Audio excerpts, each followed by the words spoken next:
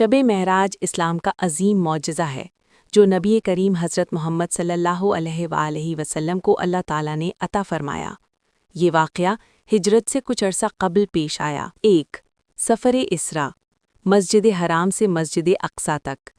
ایک رات جب نبی کریم صلی اللہ علیہ وآلہ وسلم آرام فرما رہے تھے تو حضرت جبرائیل علیہ السلام تشریف لائے اور براق نامی ایک نورانی سواری پیش کی۔ آپ صلی اللہ علیہ وآلہ وسلم مکہ کی مسجد حرام سے بیت المقدس کی مسجد اقصیٰ تک پہنچے۔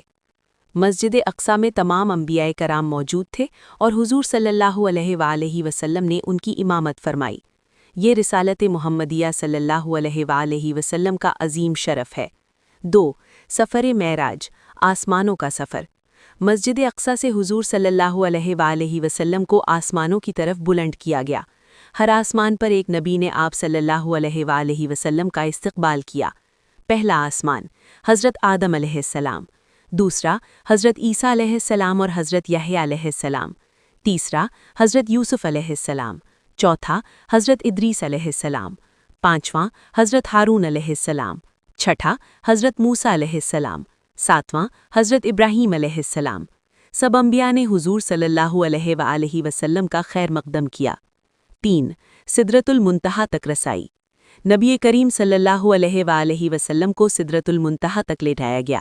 یہ وہ مقام ہے جہاں حضرت جبرائیل علیہ السلام نے کہا، یا رسول اللہ صلی اللہ علیہ وآلہ وسلم، اس سے آگے جانے کی میری طاقت نہیں، اگر میں آگے گیا تو جل جاؤں گا۔ اس مقام پر حضور صلی اللہ علیہ وآلہ وسلم نے اللہ تعالیٰ کی بارگاہ میں خاص قرب حاصل کیا۔ 4. نماز کا تحفہ۔ شب معراج کا سب سے بڑا تحفہ 5 وقت کی نماز ہے۔ یہ نماز مسلمانوں کے لیے روزانہ اللہ سے ملاقات کا ذریعہ ہے۔ 5. جنت اور دوزخ کے مناظر۔ اللہ تعالیٰ نے حضور صلی اللہ علیہ وآلہ وسلم کو جنت کی نعمتیں اور دوزخ کے دردناک مناظر دکھائے تاکہ امت نصیحت حاصل کرے۔ 6. مکہ واپسی۔ یہ پورا سفر چند لمحوں میں مکمل ہوا۔ صبح ہونے سے پہلے حضور صلی اللہ علیہ وآلہ وسلم واپس مکہ تشریف لے آئے۔